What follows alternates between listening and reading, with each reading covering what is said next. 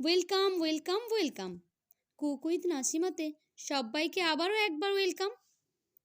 আজকের দারুণ মজাদার একটি রেসিপি নিয়ে এসেছি, খুবই টেস্টি ক্যারট ডেজার্ট।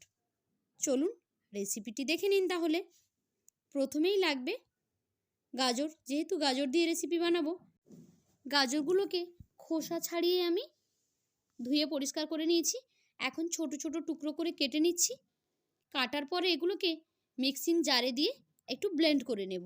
মূলত এখানে গাজরের জুসটা লাগবে, সেই জন্য এগুলোকে একটু ব্লেন্ড করে নেব। তো দেখুন, এই যে ব্লেন্ড করার পরে আমি জুসটা বের করে নিয়েছি। পুরো গ্রেভিটা আমি নিইনি, শুধু জুসটা নিয়েছি এখানে। এখন চলে যাচ্ছি মূল প্রসেসে। গ্যাসে আমি একটি কড়াই বসিয়ে দিয়েছি। কড়াইয়ের মধ্যে গাজরের পুরো জুসটাকে এখানে আমি ঢেলে দিলাম। দেওয়ার পরে একটু নাড়াচাড়া করে নিচ্ছি। হালকা হালকা ফুটতে শুরু করবে যখন, তখন এখানে দিয়ে দেব এলাচের গুঁড়ো। গাজরের স্মেলটা তাহলে আর একদম থাকবে না। কোনো মিষ্টি জিনিসে এলাচের গুঁড়ো দিলে বেশ সুন্দর লাগে স্মেলটা। এখন দেখুন এটা ফুটতে শুরু করে দিয়েছে। খুব ভালোভাবে যখন এটা ফুটতে শুরু করবে, তখন এখানে চিনি অ্যাড করে দেবো। চিনি দিলে কিন্তু আবারও একটু গ্রেভিটা পাতলা মতো হয়ে আসবে। তো কিছুক্ষণ এভাবে নাড়াচাড়া করে চিনিটাকে মেল্ট করে নেব। গ্যাসের আঁচটা মিডিয়ামে রেখে এটাকে ছেড়ে দিলাম এই পর্যায়ে। এখন আমি বাটিতে কর্নফ্লাওয়ার নিয়ে নিয়েছি। 1.5 টেবিল চামচ আমি এখানে কর্নফ্লাওয়ার নিয়েছি। নিয়ে তার সঙ্গে কিছুটা জল দিয়ে একটা সিলারি বানিয়ে নিচ্ছি, যেন কোনো লাম্পস না থাকে। একটু গুলিয়ে নেবেন ভালো করে। তারপর গ্যাসে যে গাজরের জুসটা ফুটতে দিয়েছিলাম চিনি দিয়ে, তার মধ্যে আস্তে আস্তে করে এই কর্নফ্লাওয়ারটা যোগ করে দেব। কন্টিনিউ নাড়াচাড়া করে যেতে হবে, না হলে কিন্তু কর্নফ্লাওয়ার সঙ্গে সঙ্গে বসে যায়। তো কন্টিনিউ নাড়াচাড়া করলে দেখতে পাবেন একটা পর্যায়ে এটা আস্তে আস্তে করে ঠিক হতে শুরু করেছে। দেখেই বুঝতে পাচ্ছেন কিভাবে মোটা হয়ে আসছে গাজরের জুসটা। একটা পর্যায়ে দেখবেন একদম জ্যামের আকার নিয়ে নিয়েছে।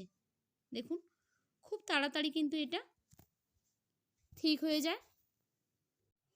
এই পর্যায়ে কিন্তু হাত নাড়ানো বন্ধ দেওয়া যাবে না, কন্টিনিউয়াস এটাকে নেড়ে চেড়ে যেতে হবে। দেখুন টকবক করে ফুটতে শুরু করেছে। যখন এটা কড়াই থেকে উঠতে শুরু করবে, তখন গ্যাসটা বন্ধ করে দেবো। এখন মোটামুটি এটা হয়ে গেছে, আমি গ্যাসটা বন্ধ করে দিচ্ছি।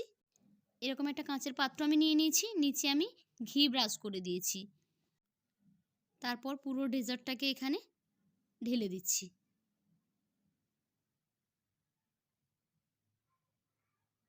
হালকা গরম অবস্থাতেই ঢেলে দিতে হবে, না হলে কিন্তু এটা একদম টাইট হয়ে যাবে, কোনো শেপ নেবে না তখন। এখন স্প্যাচুলা দিয়ে একটু নেড়ে চেড়ে পুরো পাত্রে আমি লাগিয়ে দিচ্ছি। একটু মোটা করে দিলে খুবই ভালো হয়, আমি এখানে একটু পাতলা করেই দিয়েছি। উপর থেকে অল্প একটু ড্রাই ফ্রুটস ছড়িয়ে দিচ্ছি, যে যেমন পছন্দ করেন সেই অনুযায়ী দিয়ে দেবেন। তারপর এটাকে ফ্রিজে রেখে দিয়েছিলাম আমি। 1 ঘন্টা পরে বের করে কেটে দেখাচ্ছি। তাহলে দেখতে পেলেন গাজর দিয়ে কত সুন্দর একটা ডেজার্ট তৈরি হয়ে গেল। আপনারাও খুব সহজেই এটা তৈরি করে নিতে পারবেন। খুব বেশি জিনিসের প্রয়োজন কিন্তু নেই। এই যে দেখুন কত সুন্দর হয়েছে, দেখতে তো অনেক সুন্দর লাগছে, খেতেও অনেক বেশি টেস্টি ছিল। এখন আপনারা চাইলে শুকনো নারকেল কোড়ার সঙ্গে এটাকে গার্নিশিং করে দিতে পারেন, তাহলে দেখতেও বেশ ভালো লাগবে আর খেতেও অনেক সুন্দর লাগবে।